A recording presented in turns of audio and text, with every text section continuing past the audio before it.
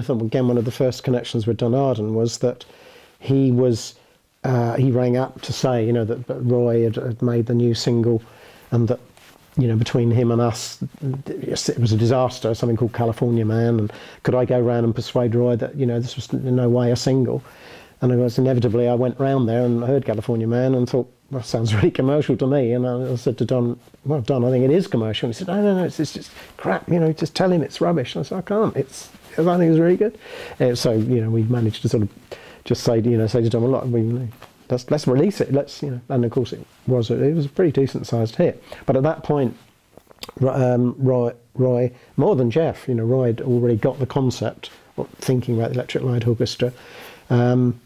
And it really was more, as I say, Roy's idea originally, although of course Jeff went on to develop it completely.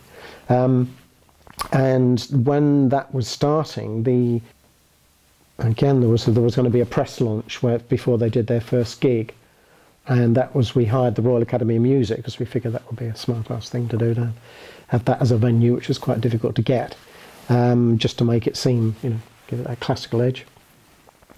And I think 2 days before they were due to do the debut, this would be their first ever gig, Don rang up to say they're not going to do it, or Roy won't do it. Jeff's okay with it, Roy won't do it.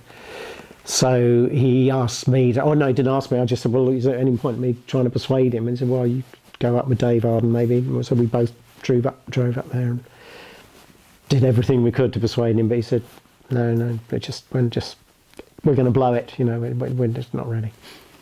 So we didn't succeed.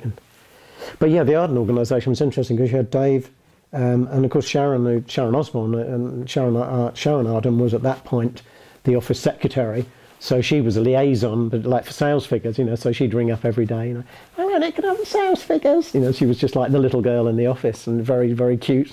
It's so bizarre now, seeing her as this, you know, almighty, powerful woman. It's brilliant. Good luck to her, brilliant. I guess he had a soft spot for me. I guess that's a good way to put it.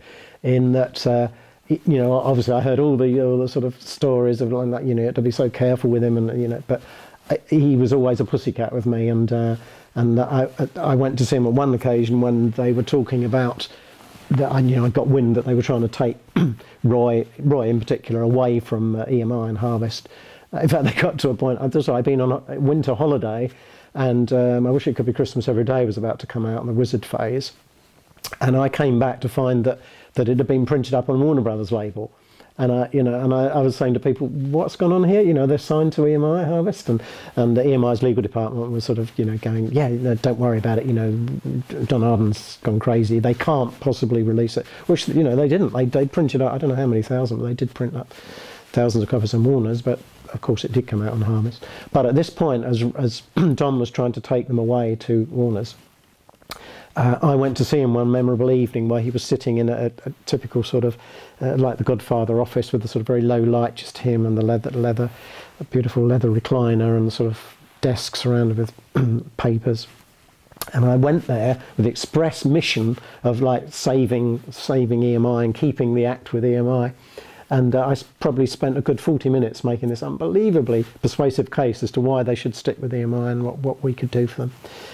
And he said, at the end, and he had listened to it very patiently, he said, yes, Nick, he said, I really appreciate you coming here today and telling me all this, and I do hear what you're saying. He said, but Warner Brothers will be ringing you tomorrow with a very, very attractive job offer.